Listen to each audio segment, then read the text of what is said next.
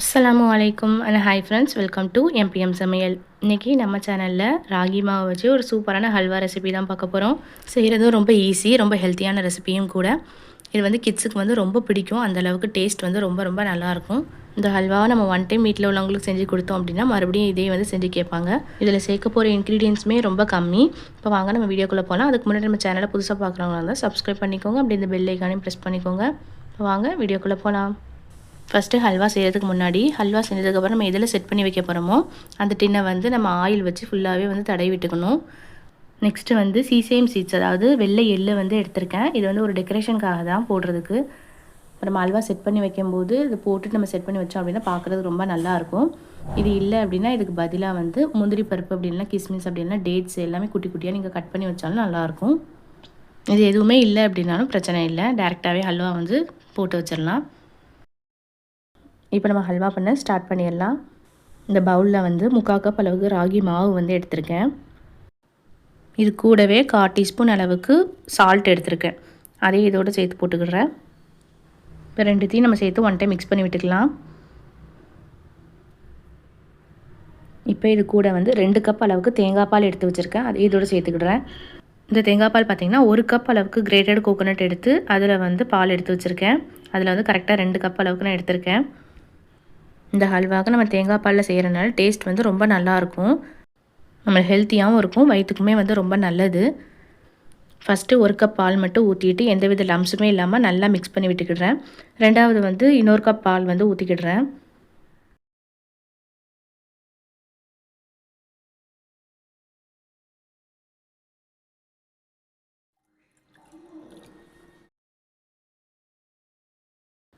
இப்போ 2 கப் மில்க்குமே நம்ம ஊற்றிட்டு நல்லாவே கலந்து விட்டுக்கலாம். இந்த ராகி மாவு பார்த்திங்கன்னா அடியில் வந்து தங்கிரும், அதனால நல்லாவே கலந்து விட்டுக்கணும். பாருங்கள், இந்த அளவுக்கு நம்மளுக்கு இருக்கணும். இந்த மாதிரி இருக்கும்போது நம்ம ஹல்வா செய்கிறது ரொம்ப நல்லாயிருக்கும். எந்தவித கட்டிகளுமே இருக்கக்கூடாது.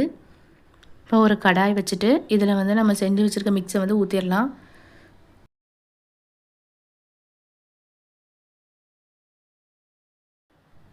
நம்ம ஊற்றின உடனேயுமே மீடியம் ஃப்ளேமில் வச்சு நல்லா மிக்ஸ் பண்ணிக்கிட்டே இருக்கணும்.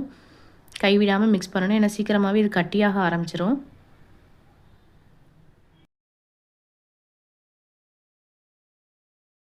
இப்போ பாருங்கள் நம்மளுக்கு எந்த அளவுக்கு கட்டியாக வந்திருக்குன்னு. இது வந்து கட்டி கட்டியாக இருக்கணும்னு பயப்பட வேணாம். நம்ம லைட்டாக அமுக்கி அமுக்கி விட்டு நம்ம மிக்ஸ் பண்ணும்போது எல்லாமே ஒன்று போல் வந்துடும். இந்த ஸ்டேஜில் வந்து நம்ம கைவிடாமல் மிக்ஸ் பண்ணிக்கிட்டே இருக்கணும்.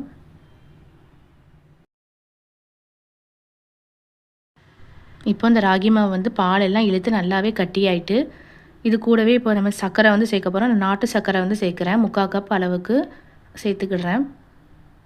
இப்போ இந்த நாட்டு சர்க்கரை வந்து நம்ம பவுடர் பண்ணி சேர்க்கணும் அப்படிங்கிற அவசியம்லாம் இல்லை, டைரெக்டாகவே சேர்த்துடலாம். இது நல்லாவே மிக்ஸ் ஆகி நல்லா மெல்ட் ஆகிரும்.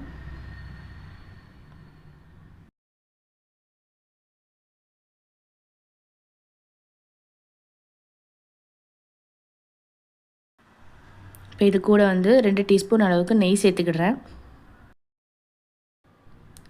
சேர்த்துட்டு இதையுமே ஒன் டைம் நல்லா நம்ம கலந்து விட்டுக்கலாம். நம்ம இந்த மாதிரி ஸ்டேஜ்லாம் வந்து லோ ஃப்ளேமில் வச்சு தான் பண்ணணும்.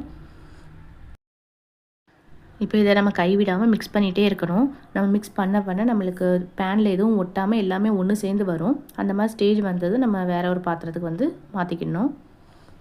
இது நம்மளுக்கு எந்த ஸ்டேஜில் வரும் பார்த்திங்கன்னா கண்டிப்பாக ஒரு 10 நிமிஷமாச்சும் ஆகும். 10 நிமிஷம் அளவுக்கு நம்ம மிக்ஸ் பண்ணிகிட்டே இருக்கும்போது தான் இப்போ பாருங்கள் நம்ம பேன்லலாம் ஒட்டாமல் எந்த அளவுக்கு வந்திருக்குன்னு. இந்த மாதிரி வரணும். இந்த மாதிரி வந்ததுமே ஒரு 2 நிமிஷம் அளவுக்கு இதே மாதிரி நம்ம மிக்ஸ் பண்ணிகிட்டே இருக்கணும். நெக்ஸ்ட்டு இதை வந்து சூடாக இருக்கும் போது நம்ம செட் பண்ணி வச்சிடணும். அது வந்து நான் செட் பண்ணுறது வந்து வீடியோவில் ரெக்கார்ட் ஆகலை. இப்போ நான் வந்து செட் பண்ணி வச்சதுக்கப்புறம் நல்லா கூலானதுக்கப்புறம் வந்து ஃபுல்லாக ஓரங்கள்லாம் வந்து எடுத்து விட்டுட்டுருக்கேன். ஃபுல்லாக எடுத்து விட்டுட்டு வேறு ஒரு பிளேட்டில் வந்து நம்ம தட்டிடலாம். பாருங்கள், நம்மளுக்கு வந்து சூப்பராக வந்து ரெடியாகி வந்திருக்கு.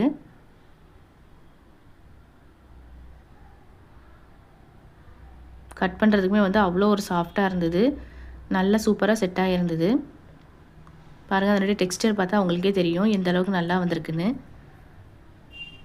பார்க்குறதுக்கு மட்டும் இல்லை, இதனுடைய டேஸ்ட் வைஸ் வந்து ரொம்ப நல்லா இருந்தது. நல்லா ஹெல்த்தியான ரெசிபியும் கூட. நீங்களும் வந்து கண்டிப்பாக வந்து ட்ரை பண்ணி பாருங்கள். இந்த ரெசிபியை நீங்களும் வந்து ட்ரை பண்ணி பார்த்துட்டு எப்படி இருந்துச்சு அப்படிங்கிற ரிசல்ட்டை மறக்காமல் கமெண்ட்டில் ஷேர் பண்ணுங்கள்.